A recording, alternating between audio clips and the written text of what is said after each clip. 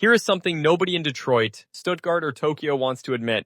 China did not beat the West or East by building cheaper cars, but they beat them by thinking about cars in a completely different way. And until the industry understands that, really understands it, they are going to keep losing. Let me show you exactly what I mean. While Mercedes-Benz was charging customers a monthly subscription to unlock the heated seats already physically installed in their car, BYD was doing something completely different. They were pushing entire new feature sets to existing owners.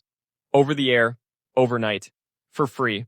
New driving modes, improved suspension calibration, better voice recognition, features that did not exist when you bought the car, arriving like a software update on your phone. That is not a product strategy. That is a statement of belief. In China, the car is a software product that happens to have wheels. In the West, software is still something you bolt on after you have finished building it. That philosophical gap is why the West is losing. Not the batteries, not the price, the mindset. When China decided to dominate the car industry, they did not try to out-Toyota the Japanese or out-engineer the Germans. They asked a completely different question entirely. What does a car look like if you design it the way you would design a smartphone?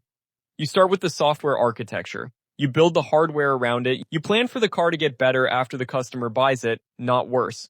You treat the showroom like an Apple store, not a second-hand furniture warehouse. And then you hire. Aggressively.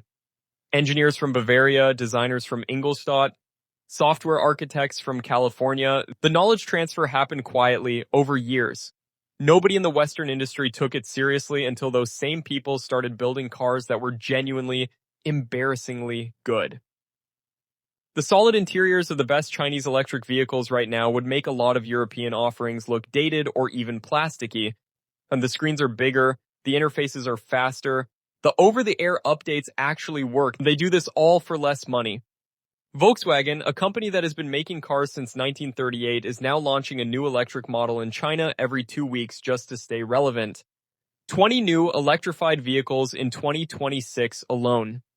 An entirely new product division, built from scratch, in 36 months. 6. They call it a strategy. It looks more like a company that finally checked its mirrors and saw something terrifying gaining on them. Because BYD has been doing this for 3 years already. Volkswagen is not leading, they are chasing. And the gap is not closing as fast as the press releases suggest. Meanwhile, BYD is charging 400 kilometers of range in 5 minutes, not eventually. Now, the Western car industry spent decades assuming heritage was a competitive advantage, that a century of engineering tradition was a fortress nothing could breach. China looked at that assumption and saw an opportunity. They did not need to beat the West on its own terms. They just needed to change the terms entirely. And they did. Quietly, quickly, and while the competition was busy congratulating itself. The brands you love are not finished, but they are in a fight they did not train for, against an opponent they spent too long dismissing. And right now, nobody is laughing. If you like the content I am producing, click the like and subscribe button. Oh yes, press the bell as well so you get notifications when I create new content.